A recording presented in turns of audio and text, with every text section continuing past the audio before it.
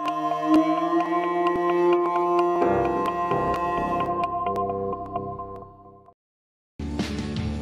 if I'm accepting a Grammy, it doesn't feel like I'm Stevie Wonder or Seal or whoever else is really impressive, you know? It doesn't feel like I'm that person. I feel just like Dan.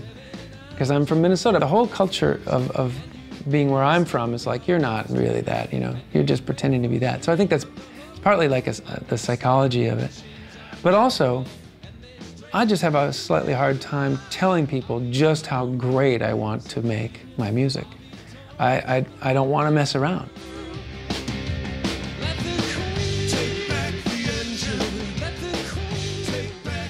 I've made a lot of albums with various groups, Semisonic and Trip Shakespeare. My latest, Free Life, it's a solo record, except there were about 30 different people playing instruments on it, which was actually really fun and great for me. But I decided on the new batch of songs I'm recording, I'm going to try to play all the instruments myself.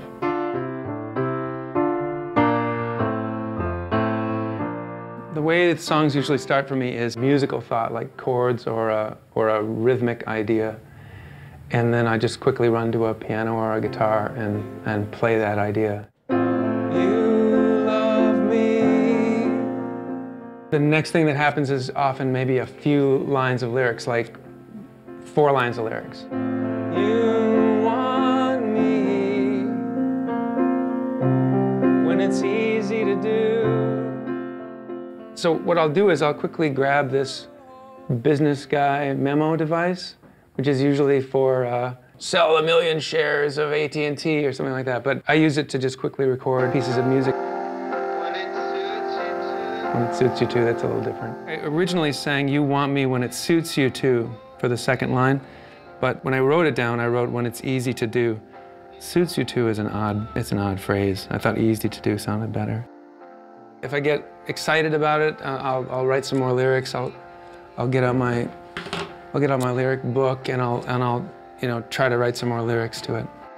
So at this point, I'm looking for another piece for the song, another section or another idea, and so that's and to do that, I probably need to switch to a different instrument than I originally wrote it on because it's too easy and familiar. But going to the guitar kind of helps because it's harder to play.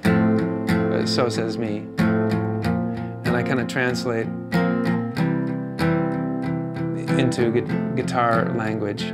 And then I had those new lyrics there on the sheet, so I've been keeping it convenient for you to keep close to me. I've been holding on and dreaming on, but you only come around to me when it pleases you.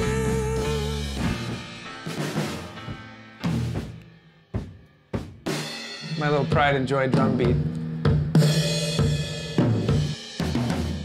It's been interesting having me as a drummer because I'm not that good, and I've always had really good drummers to work with, and it's almost as though I'm playing in a band with an okay drummer. Dan the drummer is like the soulful part of the band, whereas Dan the piano player is like irritated, and Dan the piano player doesn't really make mistakes. But it's good to have Dan the drummer in the band because it keeps things kind of a little dumber and looser than they would have been. I tried a couple different drum beats, got things to the point where they sounded kind of wild and loose. And then I had this idea that broke my one-man band rule. I wanted to have a horn section. Awesome. And I have a friend who plays all the horns in the band. Just got them. I had sent him one of my little memos of me going, ba-da,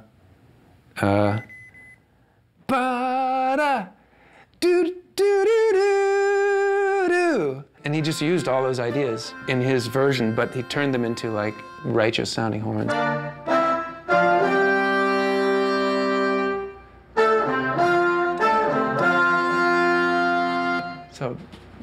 So that fits into the song like this. Late at night, when the stars come out, I walk the roadside to see them turning round. that's that. Amazing. Broken my rule. I didn't play those horns. Somebody else did, but he is a one-man horn band, so it's all kind of okay. So in the shower today, I had this idea of trying a kind of Beach Boys type of background harmony on this song.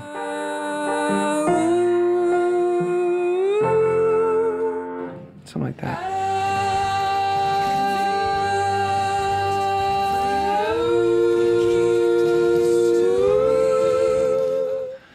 Okay, let's do that again. Double it.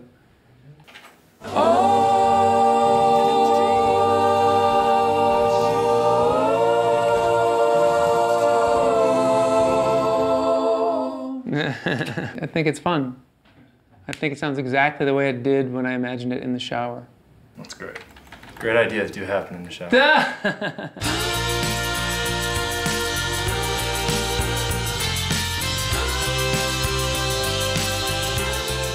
You can put on a little bit of this, a little bit of that. You can scrape it all off and start again. And by the end, only the things that really create dynamics, hopefully, are remaining.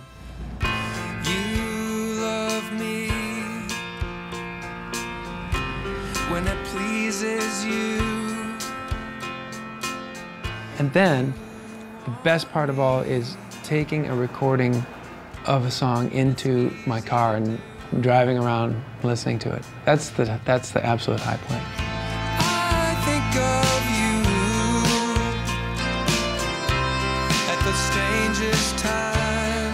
I think part of what artists do is pretending. If I finish a track and it sounds really great, and I take it out to my car and listen to it in the car, I can pretend to be a recording artist. You know, I'm pretending to be somebody who deserves a place with Michael Stipe and Paul McCartney and Joni Mitchell. If I pretend hard enough and well enough, something really great is going to happen. Minnesota Original is made possible by the Arts and Cultural Heritage Fund and the citizens of Minnesota.